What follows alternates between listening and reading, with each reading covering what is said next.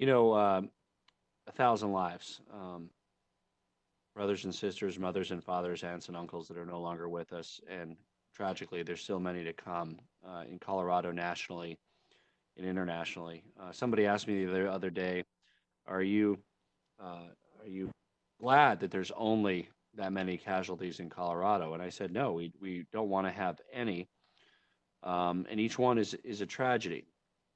I am glad, however, that it's not tens of thousands. By acting quickly, by staying home, by wearing masks when you go out, you have successfully averted the fate that's met our brothers and sisters in New York and Italy and other areas at those rates.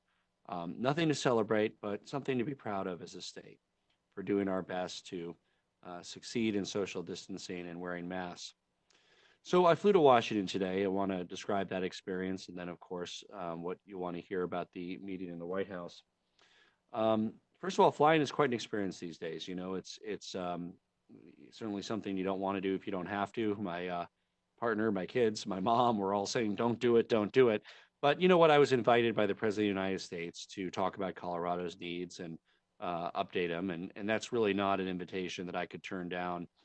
In my capacity as governor of the state of Colorado, I need to pursue all possible options that can provide life-saving supplies for the people of Colorado and make sure that our president is not just sequestered in the White House and really has the knowledge of what's really going on in the states, on the ground, the anxiety, the fear the people of our state and our country face, the worries that businesses have about being able to keep their doors open. So, of course, I said yes.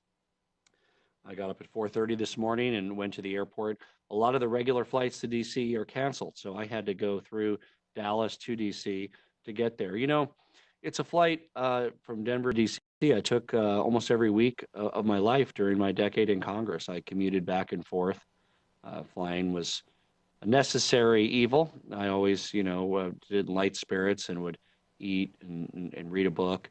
This time it was tense. It was very tense. Everybody's wearing a mask, both the flight attendants as well as the passengers.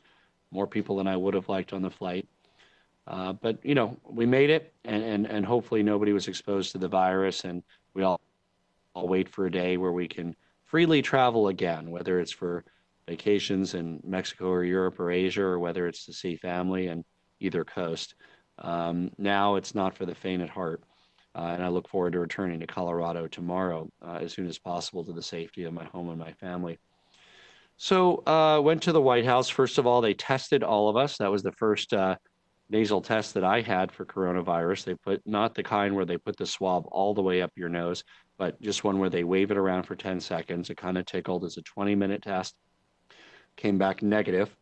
That's why, some people asked part of the time I was meeting with the president and others, we didn't have to have our masks on because everybody in that environment had been tested. It's not the normal environment of a meeting in Colorado or my normal press briefings where everybody would wear masks. Everybody had been through that test.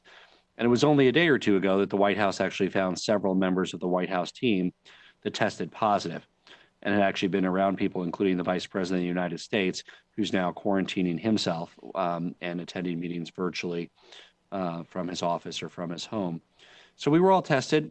We then went in and joined the president. I say we, it was the governor of North Dakota, myself, and then we were joined by a few others, Secretary Bernhardt, two senators, and then we brought Jill Ryan, the Secretary of Health for Colorado, the head of Department of Health and Environment, and her counterpart from North Dakota was there as well, Governor Burgum's health secretary.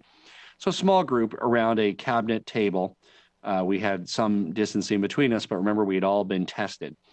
Then the press was there for part of it, and we were there privately for part of it. And in recounting this, I can't always remember which part the press was for or not. So I'm just going to recount some of my experiences and what I told the president and some of the viewpoints that he shared. Of course, when the press was there asking questions, it veered off into other topics. People asked about Afghanistan. They asked about other topics. I'm going to focus on COVID-19 and coronavirus. We talked about a couple things. Both, I think everybody across the country, it's not an ideological thing, far left, far right, anywhere in the middle. Everybody wants to figure out how people can earn a living and get by and we can function and at the same time be as safe as possible. This is a really tricky needle to thread, right? We want to make sure that while people are able to have a fulfilling life economically, psychologically, it's also as safe as possible from a health perspective. Colorado, based on the data that's been presented to me, has been doing the best that we can to do that. We were proud to be able to open our retail stores, be able to make sure that throughout the entire period, unlike some states, all of our restaurants were open, doing curbside delivery and doing dine out and countertop service, just not the dine in, sitting down delivery, which they're still not quite able to do in most of our state. There's a few counties where they're already doing some dine in. So we talked about some of those models and how we can do that in a safe way. I referenced that I hope that there might even be some skiing in Colorado. A lot of people around the world don't know that we have June skiing in Colorado, often through 4th of July, not in many of our world-class ski resorts, but in a few of them, Arapahoe Basin and Wolf Creek, Loveland, sometimes Breckenridge, just depends on the snow. And we're hoping that there's a way to do that in June, but it all depends on the data that's presented at the time. Dr. Birx was also in attendance, a renowned World Health official that has worked on AIDS in Africa, is one of the top advisors to the president. We certainly hope he listens to her. She's been at a number of his news conferences. She was very complimentary of Colorado's work, leading the way on testing and tracing, which really gets to the meat of it. One of the reasons that an invitation to meet with the president is always an invitation that you can't refuse is the opportunity to advance Colorado's needs and how we can better partner with the federal government to be able to make sure that we have the testing and supplies that can literally translate into saving lives in our state.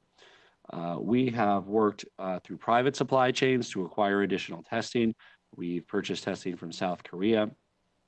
We now got the firm commitment of the president that, in fact, 96,000 tests and related equipment from Thermo Fisher have arrived and are being sent out to Colorado within the next day or two. That's part of the 195,000 that we expect for the month of June through our partnership with the federal government. When we were talking to suppliers, and I talked to the CEO of Thermo Fisher not too long ago, one of the testing suppliers, the question was that they had is they didn't know how to allocate between the different states. And so we're doing that in a centralized manner. The supplies are still shipped from the provider, Thermo Fisher, but it's coordinated through the federal government. This is what will help Colorado reach our testing goals, which is at least 8,500 a day. There are likely to even be some 10,000 test days in late May, early June. We want to make sure that we can deliver that. We already have 32 free testing sites, community testing sites across Colorado. You can go to covid19.colorado.gov and you can find the section that has the map of those sites. And we expect to have even more. And that's really a result of two things. First of all, the great work of our emergency operations organization, our innovation group, in helping to source additional tests from South Korea, the great work of our state lab in gearing up the processing. And then, yes, this piece, the partnership with the federal government around making sure that we also are able to partner with domestic suppliers and the federal government to have the viral media, the tests, the swabs, all of the equipment that's necessary to do that. We handle the logistics on the ground. And Dr. Birx was very complimentary of Colorado's effort and success around the testing piece and then rapidly increasing the tracing and quarantine piece, which is one of the reasons that we're focused on making sure that we make the most of testing going forward. We also talked about supplies generally. One of the programs that we're very appreciative of through FEMA is scheduled to deliver their first round of masks and personal protection equipment to our nursing homes and senior centers across the state, May 18th. They also have told us to expect one additional shipment for our nursing homes and senior centers later in May. I wanted to personally let the president know, and I did, that it's very important that that program of supplying medical quality masks to our senior centers continues into June and very likely July. While we are rapidly purchasing medical grade equipment in the international markets, much of it is going, first of all, to our medical providers and our hospitals, many of which still have different standards of care and are using masks longer than they like. Second of all, of course, to our first responders and others, we want to make sure that there is enough for all of our nursing homes and senior centers, and for the state to have a little bit more breathing room, not to have to do that ourselves, and for the federal government to meet that for another month or two would be extremely helpful. in saving lives and reducing the death count at our senior centers. That's also one of the reasons that ramping up the testing is so important. Remember that during the month of May, Colorado really has four main areas that we're focused on. Of course, testing and tracing is one of them. Protecting our most vulnerable is one of them, which I'm going to get back to in a moment. Continued social distancing, reducing our social interactions, staying 6 feet apart where we can, and wearing masks in public. That's our four keys to success for May and beyond. Around protecting the most vulnerable, that's one of the reasons for the increased testing. We're not only testing symptomatic folks in Colorado to find out whether they have a cold or COVID-19, we are also testing asymptomatic, meaning perfectly healthy people that work at our senior centers, so we can filter out of the workforce anybody who tests positive to prevent additional outbreaks that would cost lives. We know that about half the people that contract COVID-19 don't develop symptoms, or they might be asymptomatic but contagious for a period of time and later might experience cold-like symptoms, but they're contagious before. That's why this virus is so tricky. It's why it's such a nefarious foe. But it's also why the testing is so important to help screen that workforce. And one isn't enough, because you'd have to go back to that same senior center. And I had a side conversation with Dr. Birx. Is it once every 10 days or once a week? Obviously, in an ideal world, you're testing people every day. That's not possible in our world. We live in the real world. She advised that once a week was a good protocol to shoot for with regards to testing asymptomatic employees as we scale up testing.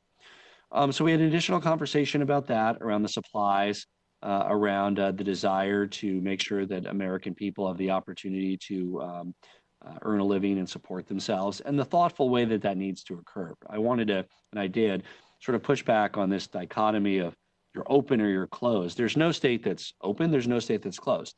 That's simply a false narrative. Even the states that are trumpeting the largest around being open are nothing like they were in January or February. No sporting events, no large groups of people, no concerts. And the states that are quote unquote closed certainly aren't closed. They still have all of these critical people going to work every day. It could be 20, 30, 40% of the workforce. So the truth lies in this gray area in between.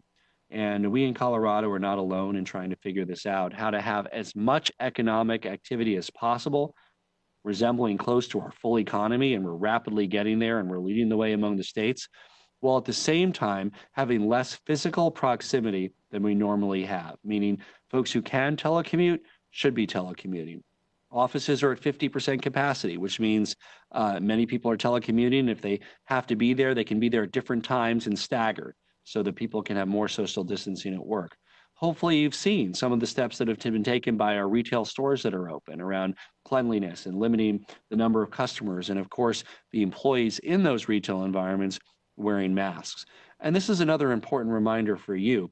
The employees in those stores are wearing masks, whether it's a order in your area from your mayor or your commissioners or not. It's really important. You owe it to those people who are working there to also wear a mask when you go into those stores. You are, of course, helping protect them, exposed to hundreds or thousands of customers a day. You are also protecting yourself. Then that life you save may be that person behind the counter, it may be your aunt or uncle or your brother or sister, and it may even be yours. And the better that Coloradans do at wearing masks and trying to be at least 6 feet away for others where we can, the better we're going to get through this. And better means two things. It means saving lives, the most lives intact and healthy, and it means the strongest possible economy and economic growth. And the two very much go hand in hand. You can't have a strong economy when people live in mortal fear because of mass casualties. And it's absolutely critical that Coloradans rise to the occasion, as I know you are, exercise individual responsibility, and live our lives in a way that protect ourselves and others. So that's a brief summary of my meeting with the president. We'd be happy to open this up to questions from Colorado. Hello, Governor. This is Vinny Del-Giudice at Bloomberg News in Denver. Are you confident in the federal effort to manage the health emergency after meeting with the president, or does the president continue to place the primary responsibility on the states and territories? Thank you, sir. Look, the president has some strong advisors like Dr. Birx, Dr. Fauci, I'm certainly hopeful that he listens to those advisors and heeds their wise words. We value our partnership with the federal government. You know that the president and I have had our differences on different policies. This is not a time to air differences on unrelated policies. This is a time for all Americans to work together because we all have a common foe. The foe is COVID-19 and coronavirus, and the foe is the economic devastation that's occurring across the world. And we need all hands on deck, setting any ideological beefs aside, to be able to work together to save lives and restore our economy to strength. Hi, Governor. This is Blair Miller from Denver 7. Thanks for doing this. I was just wondering, the White House, while you were meeting, tweeted out a number of supplies provided to Colorado. They said 181 million gloves, 9.5 million N95 surgical and procedural masks, 251,000 eye and face shields, and 2.6 million isolation and surgical gowns through FEMA and coordinated public-private partnerships. I'm just wondering if those numbers are accurate and if there was anything else that the president or the administration promised you numbers-wise today. So yeah, I saw that sign when I walked in there too, and I was like, wait a minute. And then I read the small print on the bottom, and as you indicated, it was from the federal government and public-private partnerships, meaning everything we bought. So yes, reflecting everything that we bought, those are close to the approximate numbers. I mean, I obviously didn't have the chance to double check them. But that was not a number of equipment that was simply supplied by the federal government. In a way, it was sort of, taking credit. And that's something that politicians do. They say, oh, they want to use the big number, and President Trump's no different. So he put the big number up there. But that is really both the public-private partnerships that we ourselves forged, as well as the federal government. And I have not double-checked the numbers, but in that context of that small print, it made a lot more sense than when I first saw it and said, wait a minute, the federal government didn't send us this many masks or gloves or anything like that. That being said, the federal government is an important partner in this, and especially this partnership around supplying the nursing homes. Obviously, in the early days, the national stockpile was critical. We quickly blew through that, but that was critical in the early days as some of these supply chains come back online. Hi, Governor. Jesse, the Colorado Sun here. I wondered if you talked to the president at all about the problems that Colorado's been having with the Trump administration swooping in for some of these supplies that Colorado's been trying to get. I know Ebenezer, the nursing home out in Morgan County, had an issue with this, and they've been pretty hard hit. And I also wanted to ask, the governor was pretty critical about mail-in voting, which is something that Coloradans really value and something that the state has championed. And he talked about how this is an effort to ensure Republicans lose. And I wondered if you talked to him about that and if you have any response to that allegation. So we're very excited about the FEMA program to supply our nursing homes with personal protection equipment. The first shipment May 18th. There's a second shipment a week or two later. I urge the president to continue that program through June and July. We need it online longer to make sure our nursing homes have the supplies they need.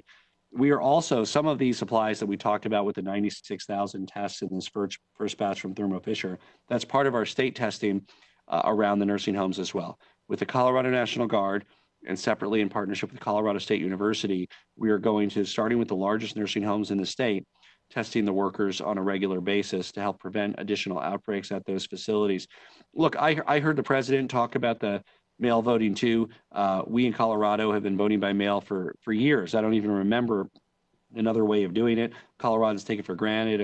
Republican, Democrat, Independent. It's very popular.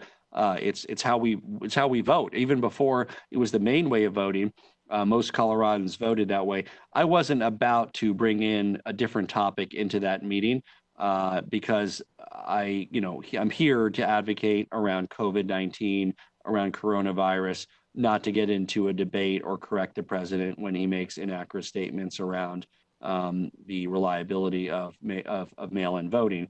I'm happy to do that in this forum. Mail-in voting is safe, it's secure. Colorado's been doing it for many, many years.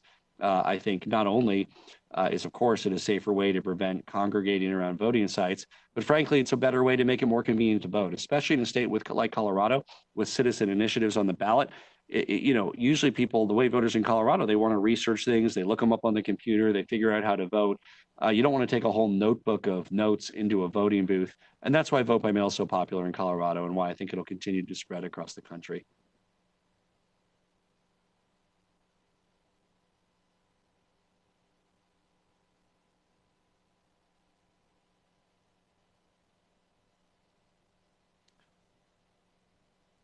Do we have additional questions?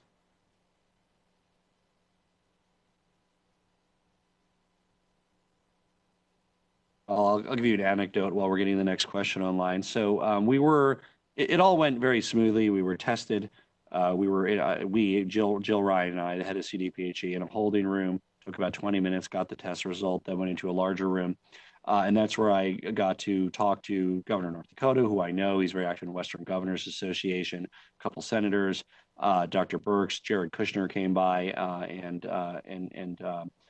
I met with Jared Kushner and President Trump just a few weeks ago before COVID-19, before we knew about COVID-19 in Colorado, that is. It had already existed in China and in Italy on Air Force One around Space Command. And we did briefly talk about Space Command with the president as well today, where he spoke very highly of Colorado's bid, and then mentioned that the generals think very highly of Colorado as the best site for Space Command. So I continue to be cautiously optimistic about Space Command. I'm an advocate for Colorado because I know it's the best place for Space Command for national infrastructure. We have the best workforce, and we're ready to go with regards to protecting space and our critical communications infrastructure. Next question. Hi, Governor. Can you hear me? Yes. Okay, this is Haley Sanchez with CPR News. On Monday, you shut down a restaurant in Castle Rock because they endangered public health by serving people in-house. But then you tweeted to Elon Musk and invited him to bring Tesla to Colorado. And in California, he defied a local public health order when the factory should have been closed. Is there a difference between what these two businesses did? And are you concerned at all that your response to each has sent mixed messages to Coloradans? Well, in Colorado, nothing associated with transportation was ever shut. We consider transportation to be an essential part of our economy. CDOT work continued, road construction work, that all continued through the crisis. I don't know exactly what all of Elon Musk's frustrations with California are. This might be the straw that broke the camel's back, but there's been frustrations that have dated for months and years. I always pursue every opportunity to attract good jobs to Colorado. So when I saw an opening a few months ago that Cybertruck was looking for a place to locate, and we saw an additional opening that perhaps Tesla might be looking to move some of their office personnel, I wanted to highlight that Colorado is the best possible place for electric vehicle manufacturing in the country. And we really pride ourselves on leading the way in electric vehicles and bringing an electric vehicle manufacturing company or electric truck manufacturing company to Colorado to take advantage of our strong business environment, our skilled workforce, and the ability to attract and motivate workers from across the world of the best talents and engineers to come work in our great state. Governor, can you hear me? Yes. Hi, this is Alex with the Post. Two things. First of all, quickly, roughly how long did you have with the president that wasn't in the televised portion where there was media there? How long were you guys talking? And then secondly, you said that you're there not to get into debates with him about unrelated topics, but election security is a hugely important, relevant coronavirus-related topic right now, because we need safe ways for people to be able to vote. Why didn't you say anything to him about it, given that relevance? So we met for probably about 20 minutes or so after the press left, maybe 30 minutes, 20 to 30 minutes. I wasn't timing it, and continued the discussion with a lot of specifics around these asks that I've outlined to you. Again, I don't remember which part was there when the reporters there or weren't there, but we talked about the 96,000 tests that the president said have already arrived, meaning they will arrive in Colorado shortly. And then the additional commitments going forward, the desire to continue the supply of the personal protection equipment to the nursing homes. You know, I think a sound approach throughout this is not to pick political fights with anybody in particular, but rather to have a spirit of collaboration, a spirit of international collaboration. We appreciate receiving over 100,000 masks from Taiwan. We appreciate the work with the Korean ambassador around the Solgen tests that have arrived, and a spirit of cooperation domestically, meaning a spirit of cooperation with Vice President Pence, with the president, with FEMA, with CDC, with really anybody who can help save lives in Colorado and reduce the economic uncertainty that is really hurting business in our state, along with the public health crisis. Oh, you asked about voting. So, yeah, I mean, we have voting in Colorado. We do it in a safe way. We don't vote in person. I mean, there's a way to vote in person if you lost your ballot. I mean, that should, of course, continue. But we are a model for the nation. We're a model in voter participation, in turnout. Voters across the ideological spectrum are really thrilled with how we run our elections in Colorado. We have great ways to prevent fraud. So I hope that other states and the federal government really learn from what Colorado and Washington and many other states have done, Washington State, and really make sure that we can vote in as safe a way as possible and preserve the integrity of our democracy as well. People shouldn't need to fear a disease just to be able to vote. And that's particularly dangerous for those who might have pre-existing conditions, voters in their 80s and 90s, who, for good reason, from a public health perspective, would be advised not to go wait at a polling station, but in all cases should be able to vote from their home if they need to. Hello, Governor. I'm Jesus Carrasquel from Noticias Univisión. Please, in Spanish, Gobernador, ¿cuáles fueron los resultados de su conversación con el presidente Trump?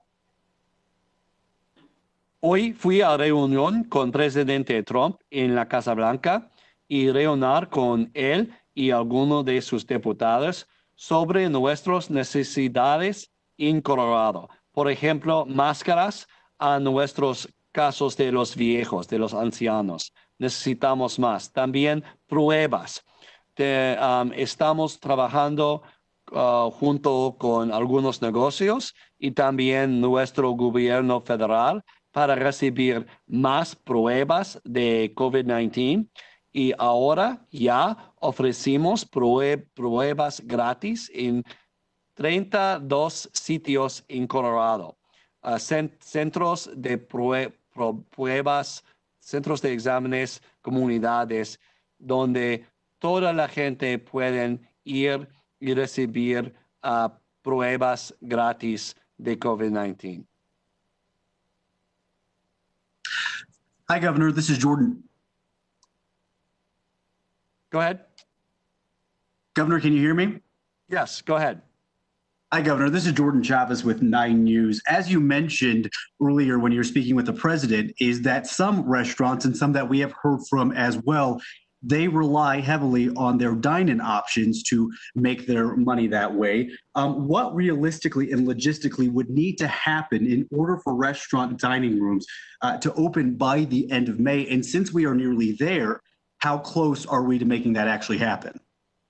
Well, first of all, the data needs to hold up in terms of the plateau and the disease being in advance. And that's a result of the successful work of Coloradans, staying at home when you can, avoiding social contact with others, wearing masks in public. We're doing it. We're doing it, right? And you're doing a great job. And that's why we're at this point where there already are restaurants open in Grand Junction, Colorado, soon in several other small counties that have a low viral load, and why we hope that by the end of May, they're open at some capacity in our major metropolitan areas. We as a state have had our restaurants open throughout this entire crisis. They've done curbside, they've done takeout, they've done delivery, counter service, everything except for in-room dining. We know that though for restaurants to continue to succeed, there needs to be that in-room dining component.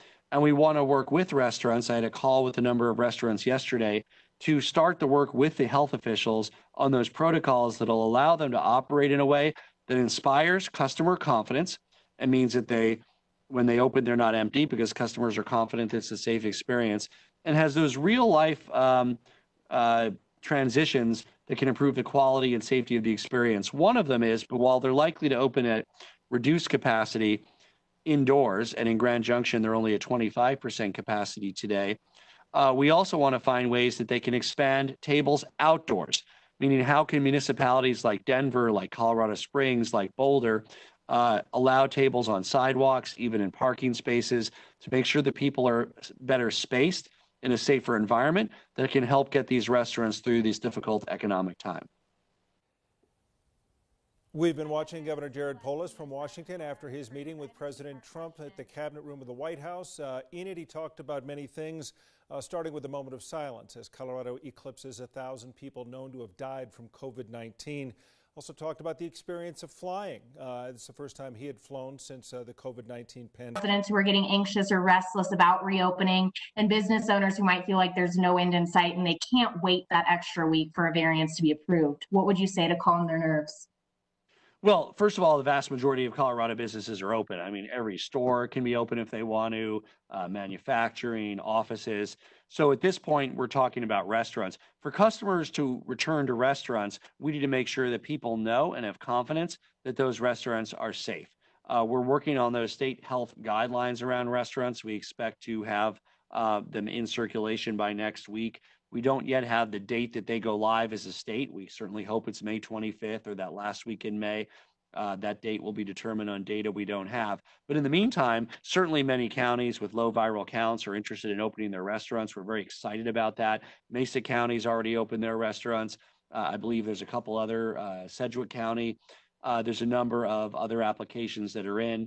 And we want to make sure that those are evaluated and approved as quickly as possible, because nobody should have to be closed a day longer than absolutely necessary. We want to make sure that everybody has the opportunity to continue their small business and continue to supply those critical services in communities like Teller County. Okay, I want to thank all of you for joining us. You can find out more information at covid19.colorado.gov. I very much look forward to returning home to Colorado tomorrow. But today was a very important discussion for the future of the supply chain of Colorado, and to make sure that the president was up to date on what's going on in the ground, the pain that a lot of small businesses are facing, and the anxiety and the fear around the health situation. Thank you for joining us, and I look forward to seeing you back home in person on Friday.